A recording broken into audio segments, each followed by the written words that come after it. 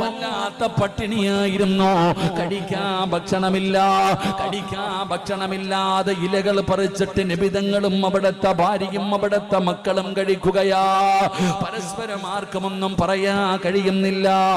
പെങ്ങളെ പഠിക്കണം, പെങ്ങളെ അല്ലാഹു ചെയ്തു തരുന്ന അനുഗ്രഹങ്ങളെ കുറിച്ച് മറന്നു പോകരുത്.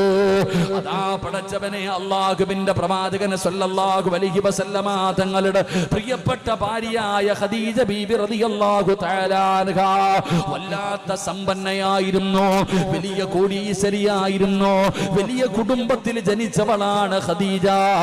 ആ ഖദീജ ബീബി റളിയല്ലാഹു തആല അൻഹാ കഴിക്കാൻ ഭക്ഷണമില്ലാതെ ഇല പറിച്ചു കഴിക്കുമ്പോ, വിശപ്പ് സഹിക്കാൻ കഴിയാതെ ഇല പറിച്ചു കഴിക്കുമ്പോ അല്ലാഹുവിന്റെ പ്രവാചകൻ പറഞ്ഞു, ഖദീജ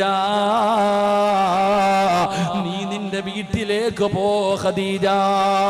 വിശപ്പ് സഹിക്കാൻ കഴിയാതെ ഫാത്തിമ എന്ന് പറയുന്ന പൊന്നാര മകള് ഉമ്മയുടെ മടിത്തട്ടിൽ കിടക്കുകയാണ്.